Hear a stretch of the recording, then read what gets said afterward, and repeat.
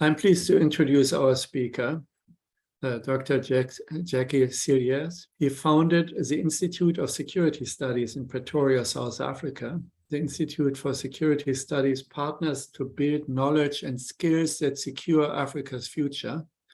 It's more than 30 years in existence, dynamic place. He was executive director until 5 years or 6 years ago. He's now chair of the board of trustees and head of the African Futures and Innovation Program. Jakkie is an extraordinary professor in the Center of Human Rights and Department of Political Science, Faculty of Humanities, University of Pretoria, and a renowned author and analyst.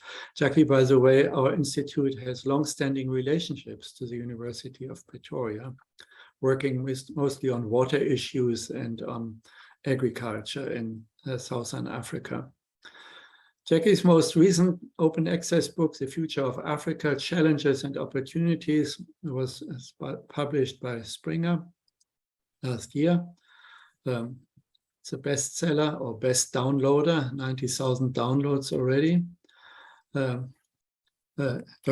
Cilliers will present the long-term forecast on the future of Africa, building on the book I just mentioned.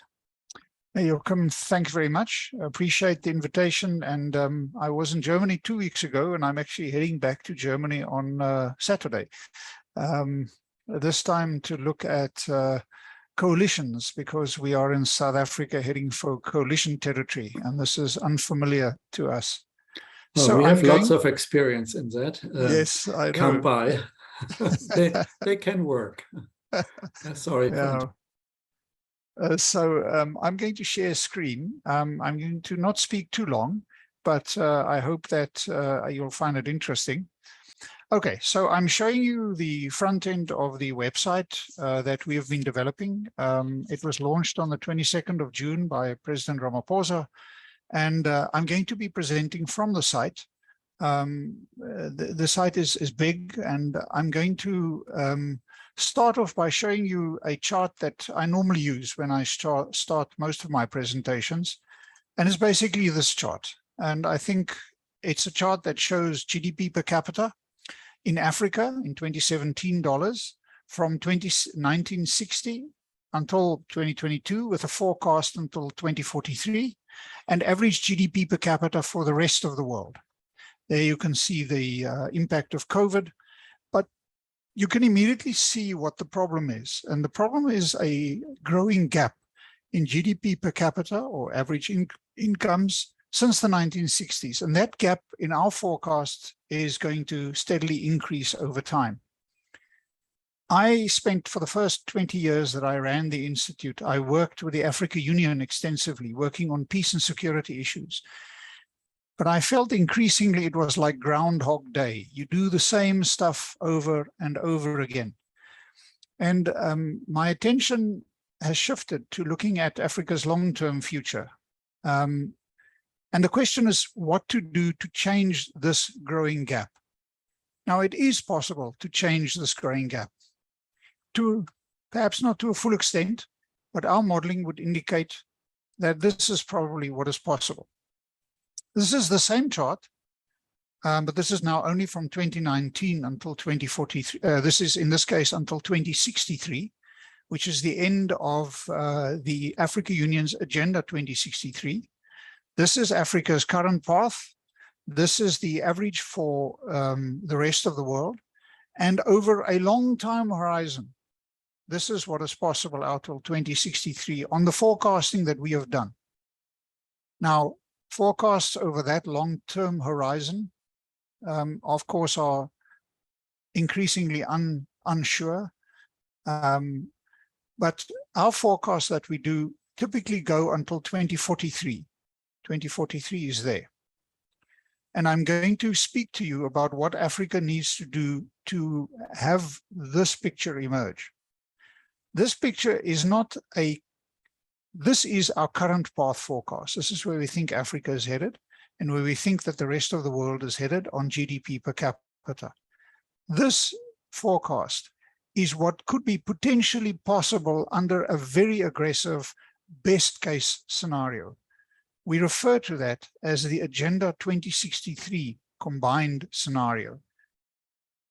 The platform that the forecasting time horizon that we use is all until 2043, and I'm going to explain that in a minute. So let me go back to the front page of the website, and I'm going to play a 3-minute video just to show you what the site is about and how we came to that forecast of what we think is aggressively, potentially possible in Africa. So it's got nice music, and I'll play this. It's very short.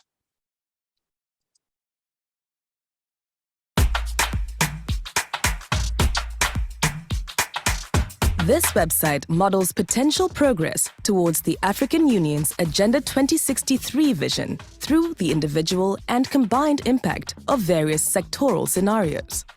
The forecasting horizon coincides with the end of the third 10-year implementation plan of Agenda 2063 in 2043. You can view the future of Africa geographically or thematically.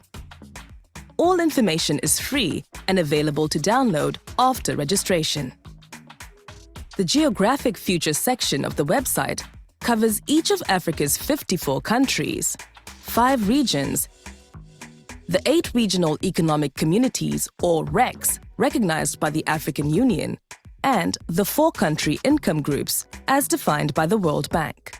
In each, you can review the likely current path forecast and the impact of 12 sectoral scenarios such as on demographics, agriculture, education, and leapfrogging. You can access the Geographic Future page for each geography by clicking on the map on the home page or the menu bar. Each geographic report contains a summary, 60 interactive charts, the current path forecast, and the effect of 12 sectoral scenarios, such as the impact of more stability, a demographic dividend, better health wash infrastructure, or the impact of the combined Agenda 2063 scenario. Each chart is interactive and accompanied by interpretive text. You can change the settings for each chart, as well as register and download the data. Charts can also be embedded and shared into your own site and writings. A content drop-down menu is provided for easy navigation. Use the PDF buttons on the page to download sections of a page or the full geographic report in an easily printable format. This feature requires registration, which is instant and free. The Thematic Futures section starts with an overview of Africa's current path, followed by a discussion, analysis, and forecast of different sectoral scenarios, such as agriculture, education, and manufacturing, and the impact of a combined Agenda 2063 scenario. It's easy to click through to any of these sectors using the navigation bar on the left. For example, to explore Africa's demographic future and how Africa can advance its demographic dividend, the page provides a summary, all the associated charts, and comprehensive interpretation. You can then navigate and read as you wish, and also register to download material. The website also provides additional resources in the Special Reports section, such as various in-depth country and regional studies on specific issues. Resources takes you to the Africa Tomorrow blog, the archive, and the events page. Africa Tomorrow consists of opinion pieces written by some of the foremost thinkers on the future of Africa. The archive includes presentations and related material. The events page provides information on upcoming and completed seminars and events. By creating a free account and by subscribing here, you will be kept up to date on new developments and events. The About link provides more information on the work of the African Futures and Innovation team, the modeling platforms used for the forecasts, country and income groups, the team behind the site, and our partners and donors. In summary, this site serves as a comprehensive resource to help government, business, and civil society plan for the future by presenting realistic forecasts across different sectors and geographies. The site is constantly updated and will continue to evolve based on your feedback and input. For more information, feedback, or to get in touch, please reach out to the team.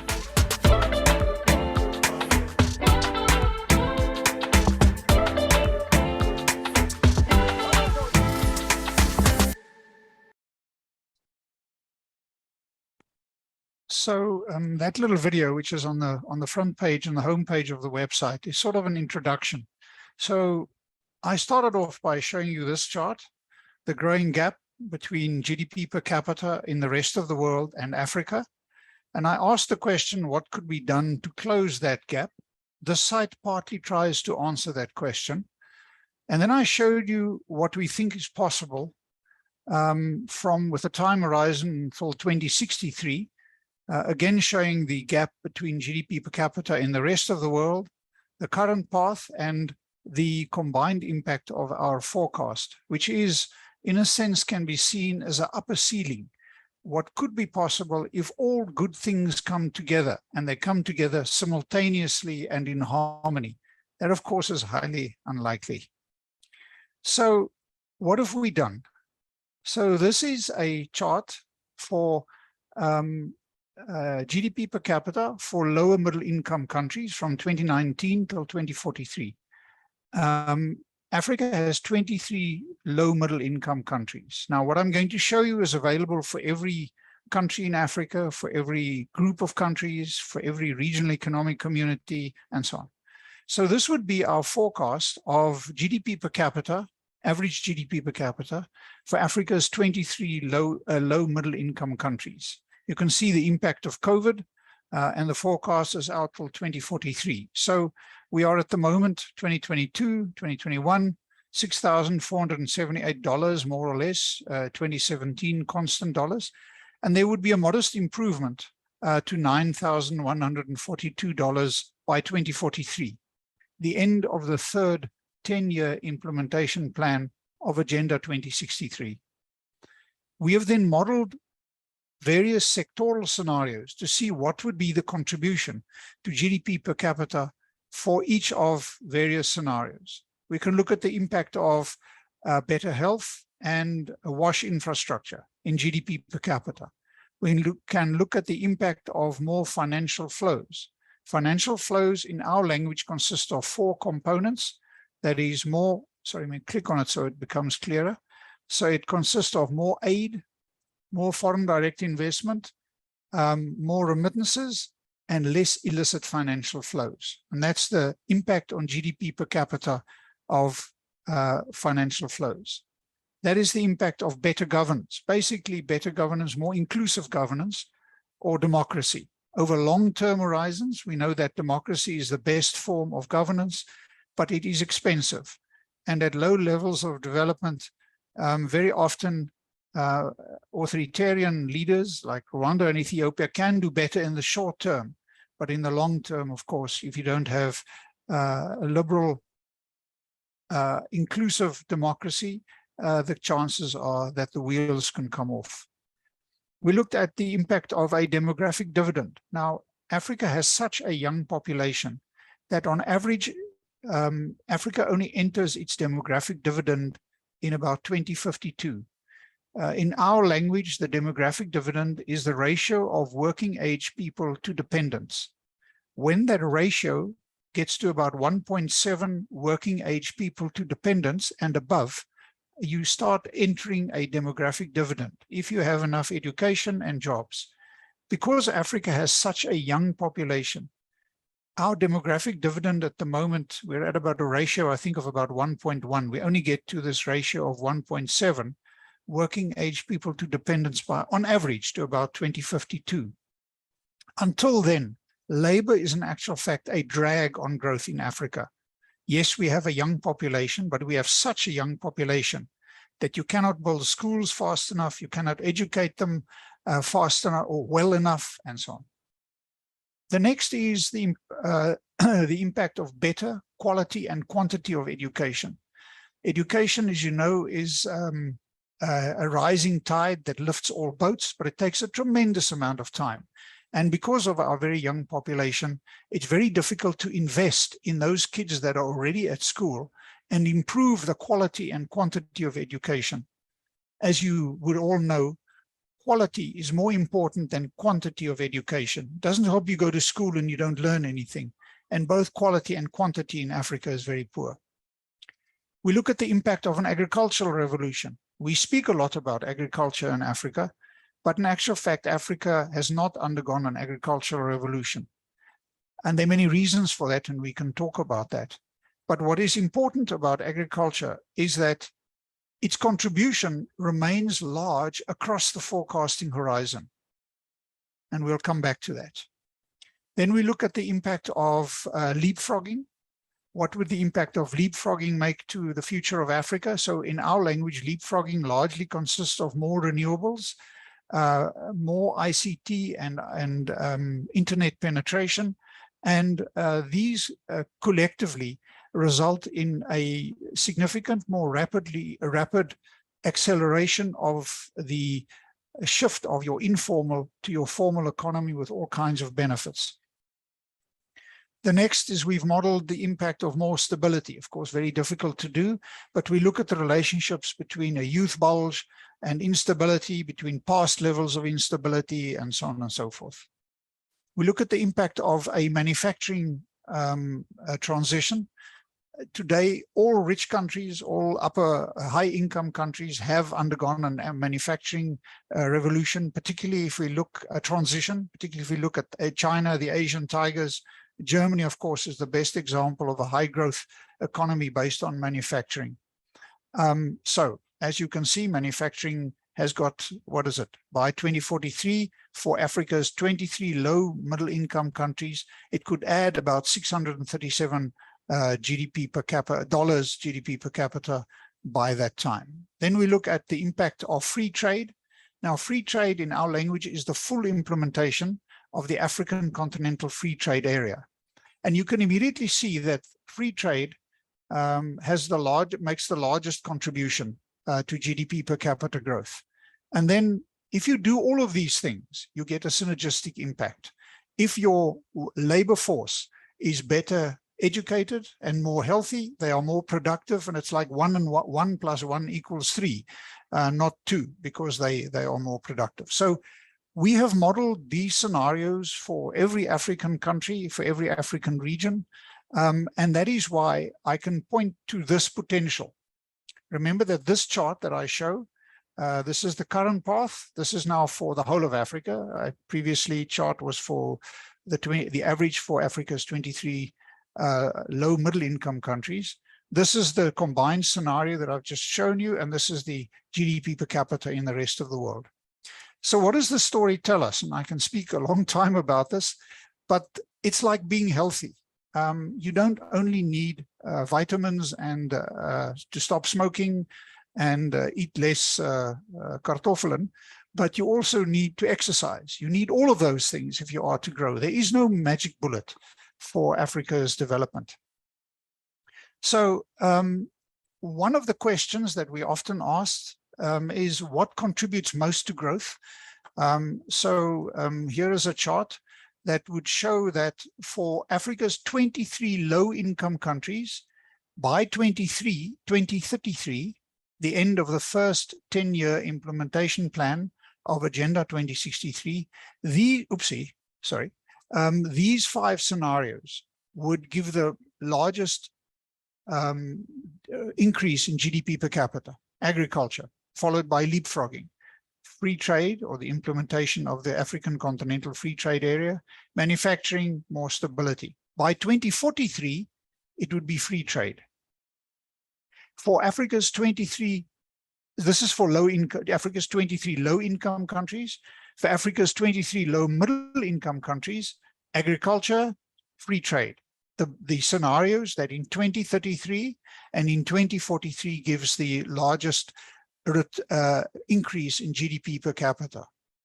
For Africa's 7 upper middle income countries, it is manufacturing, but also by 2043, the implementation of the African Continental Free Trade Area. So the implementation of the Continental Free Trade Area has the most impact in all 3 country income groups. Of course, Africa has one high income country, which is the island of Seychelles, which is not shown here, but I mean, it's got a very small population. So this is the first part of what I wanted to show you. There's a lot of charts and modeling and so on the website. I'm just going to go out of this and go to the front page of the website, just to sort of orientate you a little bit about what I've been showing you. These charts are all on the website. So I've been showing you some charts. There's 4,500 charts on the website. Something's not working, but let me go there and just close that and go back there and see if this works. So now I want to turn to something else, and that is that, of course, this best of world scenario that I've shown you is a scenario where there's an international facilitating environment that allows Africa to grow. That, you know, may not always be the case. So we have recently, we're just concluding that, been looking at, so what is the international context that would allow Africa to grow to the extent, to develop to the extent that I've shown you. So we refer to that as Africa and the world. And we have created 4 global scenarios. And we use 2 axes. We look at the extent of globalization, the extent of nationalist populism versus the pursuit of sustainability. And that gives us 4 global scenarios. A sustainable world. This is the world in which the very ambitious, very aggressive scenarios that I've shown you is possible. Then we've modeled a divided world. This is more or less the trajectory that we are on. Then we've looked at a world at war. Of course, bad for everybody. This is where the war in Ukraine becomes a nuclear or other confrontation between Russia and NATO, and perhaps, or China invades Taiwan, or war erupts between India and China. This is really bad. Or we can look at a growth world. A growth world is sort of neoliberal trickle-down economics, where basically the emphasis is on growth. There is no minimum corporate tax. We use more fossil fuels and the world grows. So, and then we ask, so what I've shown you is I've shown you what is possible for Africa in a sustainable world scenario. And that is, I wouldn't say unlikely, but that's the future of Africa, or that those prospects that I've shown you is literally only possible in this world. It may also be, and let me show you, poverty, for example, would differ remarkably between the various scenarios. So we've done, we've applied those global scenarios to Africa, and this is extreme poverty in Africa in the world at war scenario. This is extreme, this is now a number of people, and this is percent of population. And this is from 2019 until 2043.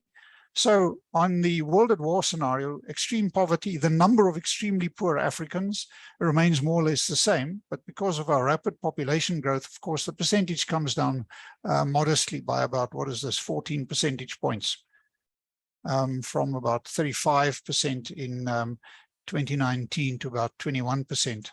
And this is the extreme poverty in the divided world, in a growth world, and in a sustainable world. So in a sustainable world, Africa can get, by 2043, can reduce the number of extremely poor Africans to about 112 million, or to about 5.8% of Africa's total population.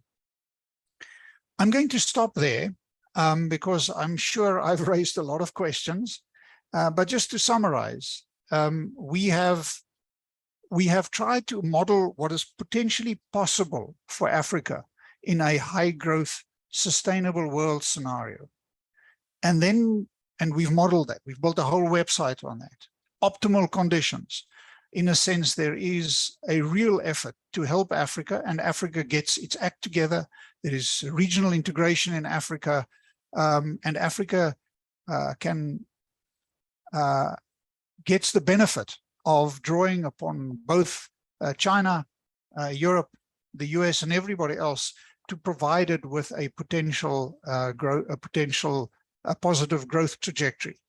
And what we have modeled is, in a sense, the best case. What could be potentially possible in a highly aggressive forecast, and the forecasts are benchmarked. So it's not just sucking forecasts out of our thumb, but we look what has been possible for every country at each level of development, and then apply the various forecasts on that.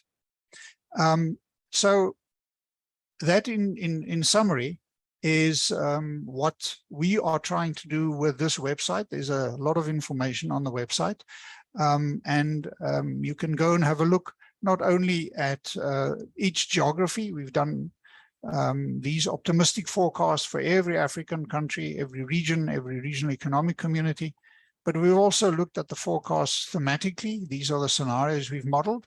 And then we've looked at what is the international context that would allow these aggressive and forecasts. The last thing I want to do was just to say a word about the modeling platform that we use. We do not build the modeling platform that this is based on. The modeling platform is known as International Futures, or IFS. It is hosted and developed by the Frederick S. Pardee Center for International Futures at the University of Denver. You can find data and information on the modeling platform on our website, and that's the logo of the Denver University, the Denver Center, that hosts the website and continues to update it. And the modeling platform is basically a model of models. So it has a variety of sub models within it, and so on and so forth, but it's very comprehensive. So, Joachim, I'm going to stop there so that we can have time for discussion. I'm sure I have raised lots of questions and issues, but thanks very much for allowing me this opportunity to speak to you and your colleagues. Thank you very much. Fascinating work. Lucas, please take over and run the discussion. Yeah, thank you very much, Jackie. I give the audience a few seconds to get settled. Please also use the chat if you like to raise your questions in the chat.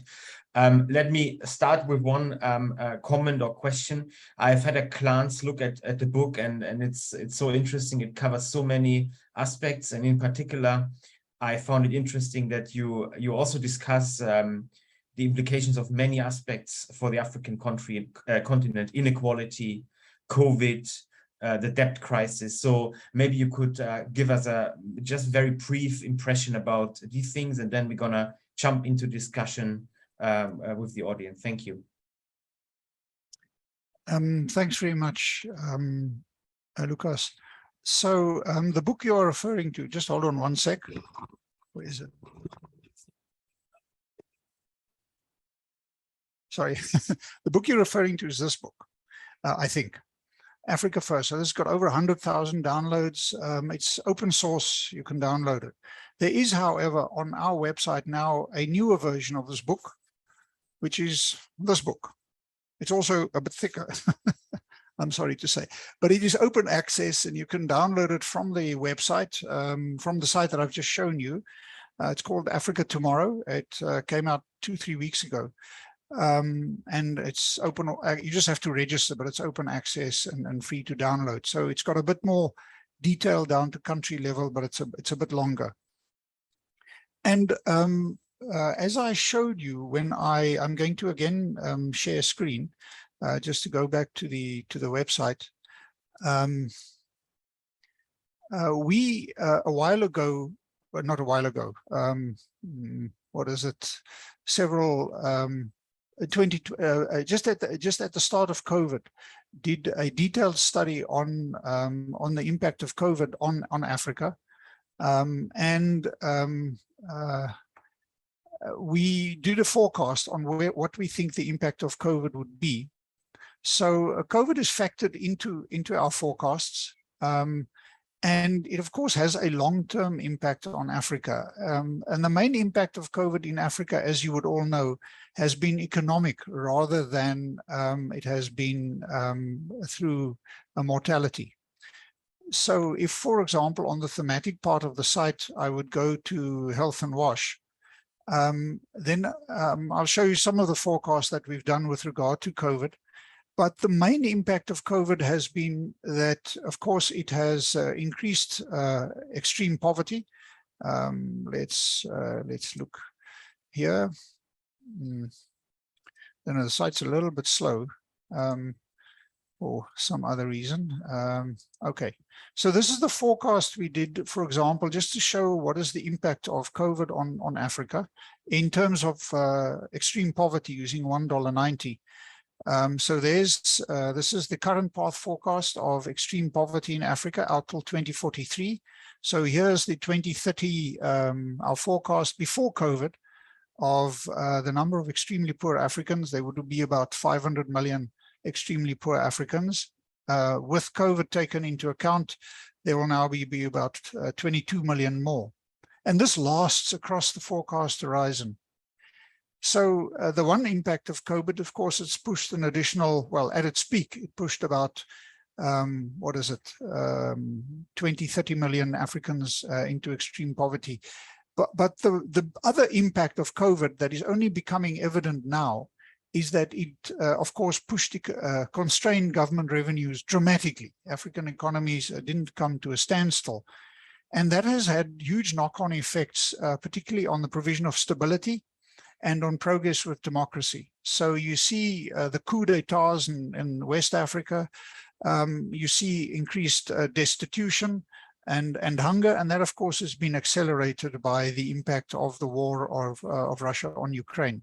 Now, our forecasts at the moment do not yet account for the global impact of the war. We know what the impact is: food insecurity, less agricultural fertilizer, seeds, all of that kind of stuff. And that certainly, so that's the third massive shock that Africa has had. We had the 2007-2008 financial crisis. We then had COVID. Now we've got the war on Ukraine. So increasingly, African states have high debt levels. There will have to be debt forgiveness, not only debt restructuring, and we see the first signs of that with Zambia and others. And we see China doing significantly more than other countries in Africa on debt forgiveness. And China, as you know, is now also Africa's largest trading partner. So the other question, so it increases the debt problem. And the reality is that we need debt because we need to build infrastructure. And again, the only country that's building infrastructure in Africa at the moment is China. Yes, we are increasingly indebted, but I think high debt is almost inevitable for South Africa. So these three shocks have had a devastating impact on the continent, and the consequences will remain with Africa. We will probably, in the next version of the model that we migrate to, we will probably then have updated forecasts on the impact of the war on Africa, the war in Ukraine and Africa. But okay, so I've tried to respond to those two issues, and hopefully given people time to think about all the graphs and stuff that I've shown.